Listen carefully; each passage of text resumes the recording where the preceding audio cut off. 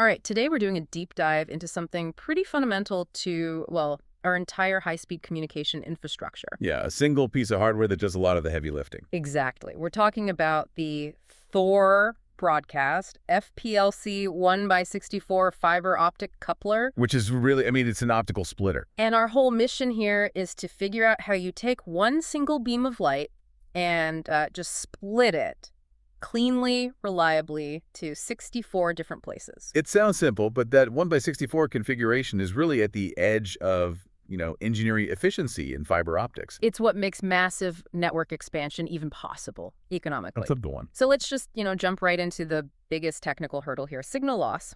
Always. The spec sheet says an insertion loss of 4 dB. But hang on, if you split a light signal 64 ways, just physically, don't you lose something like 18 dB of power right off the bat? You've hit it. That's the core concept, yes. Yeah. The physics of it, that's split to 64 paths, that's an 18 dB hit. It's unavoidable. Okay, so where does the 4 dB come from? So that 4 dB of insertion loss, that's the extra loss. The loss from the hardware itself. Imperfect fibers, maybe a slight misalignment, environmental stuff. So that's the real engineering challenge. That's the feat. Yeah. Getting that number as low as humanly possible. So making the hardware as close to perfect as you can.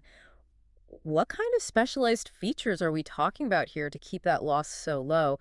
I'm seeing things like low polarization dependent loss. Right, and high polarization extinction ratio. They sound very technical. They do. But they're all about signal quality. Polarization dependent loss, or PDL, is basically about making sure the signal doesn't degrade no matter how the light wave is sort of twisting as it travels. So keeping the signal focused and clear. Exactly. And they also guarantee excellent uniformity, which just means all 64 of those output ports are getting an equal share of the power. And controlling the light inside is one thing, but this stuff gets deployed. Well, everywhere. The operational temperature is from a freezing -40 Celsius to a blistering +85. Why is that huge temperature swing so critical for a passive component? Because passive components don't have fans or cooling. They're stuck in street cabinets, underground vaults, places with no climate control. And if things expand or contract? Even slightly, the fiber, the adhesive inside, that perfect alignment is gone. Yep. And your 4 dB insertion loss, it just spikes.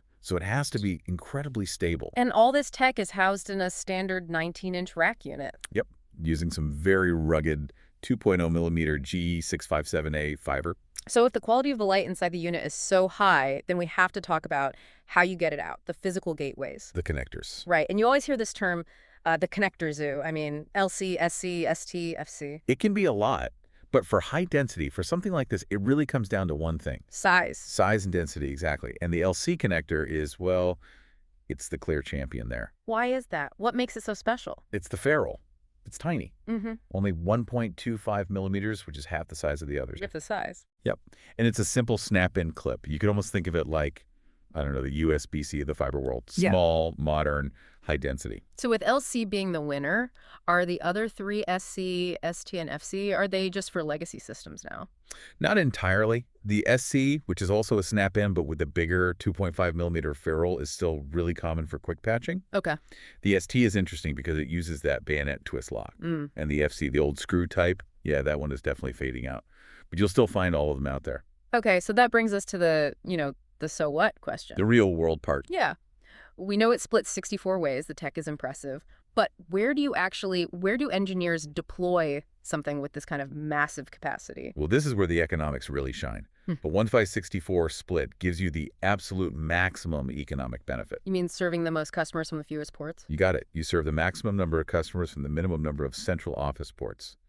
And that makes it just essential for expanding fiber to the home deployments. FTTH. Right, FTTH, the key application. Precisely. It's a fundamental component in passive optical networks, PARAN, which, is the architecture for things like GPON. Yeah. You'll see them in any fiber-to-the-point model or FTTX lands, and, of course, big CATV systems. And it meets global standards, I see. TAA compliant and TLC certified. It has to. To play on the world stage, it has to meet those rigorous standards, like the Chinese YD1117 2001 spec. So to sort of wrap this up, we've seen how one single device handles this incredibly difficult job of splitting light 64 ways. While only adding that 4 dB of insertion loss on top of the unavoidable 18 dB from the split itself. Right, which leaves us with a pretty interesting thought to chew on. And it's this. Splitters, they come in all kinds of configurations, from 1 by 2 all the way up to 2 by 64. This 1 by 64 offers the best bang for your buck, the best economic case for network expansion But at a cost. at a cost.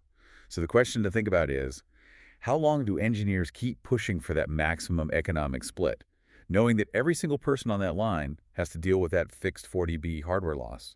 Instead of maybe using smaller, more dedicated splitters with less inherent loss. Exactly. It's this constant, fascinating trade-off between maximizing scale and preserving every last bit of signal power. Something for you to mull over until our next deep dive.